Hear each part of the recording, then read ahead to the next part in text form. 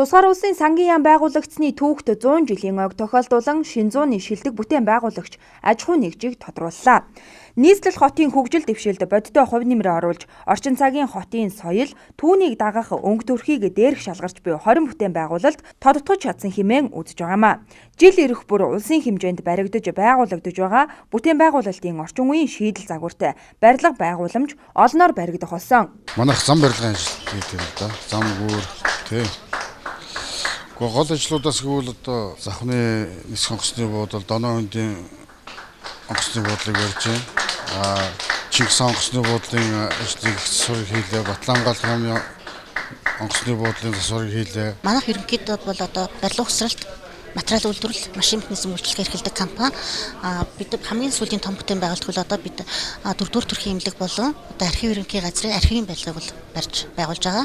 Урдталт нь бол яг төсвийн хөрөнгөөр бол одоо манай энэ та бүгд мэдчихэж байгаа. Одоо төрийн ордны одоо өргөтгөлийг төрийн яслын үндэтгэл зохицолборыг бол барьж байгуулсан компани. Үүнээс Otcon Holding, NCS International, New Progress, Megabit, Насны зам, Monroe-д хурдны зам, Борж, Хүрд, нийслэл өргөө зэрэг шилдэг 20 гаруй компаниг төлөөлөл болгон бүтээн байгуулалтын их ажилд өөрсдийн гэсэн хувь нэмрийг оруулсан хэмээн өнөөдөр үнэлж сангийн сайдын хүндэт өргөмжлөлийг гардуулсан юм а. За Монгол улсад анхны 5 яам байгуулагдсны 100 жилээ. За тэр дотроо бол манай санхүү эдийн засгийн алба буюу сангийн яам үүсч байгуулагдсны 100 жилийн он арга хэмжээ болсон ийм олон арга хэмжээнүүд бол болж байгаа.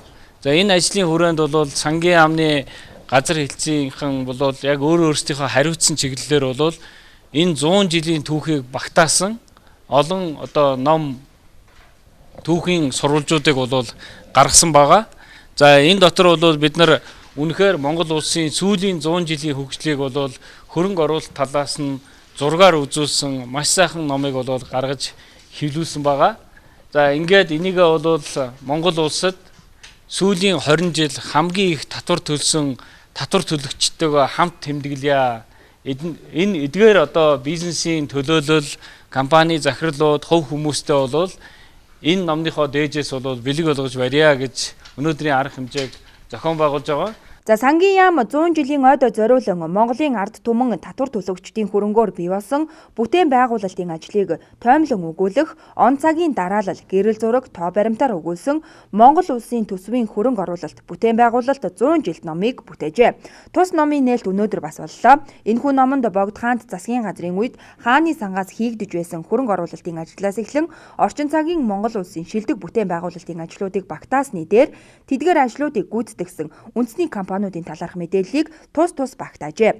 Шинэ тулгаар Монгол улсын сангийн яам анх байгуулагдаж байх үеэс өнөө хүртэлх түүхэн хугацаанд цаг үеийн бэрхшээлийг даван туулах маягаар төсвийн хөрөнгө оруулалтын бодлого чиглэгдэж байсан бол сүүлийн жилүүдэд улс орны ирээдүйн хөгжил, дунд болон урт хугацааны зорилтуудыг хэрэгжүүлэх, эдийн засгийн өсөлтийг хангах, дэд бүтэц нийгмийн салбарыг хөгжүүлэхэд чиглэгдэж байгааг энд онцлож байна. Ийхүү сангийн яам байгуулагдсны 100 жилийн ойн хүрээнд оюуны их хөрөнгө оруулалт хийсэн бүтээн байгуулалтын ажилтаагаар ойгоо угтаж байна.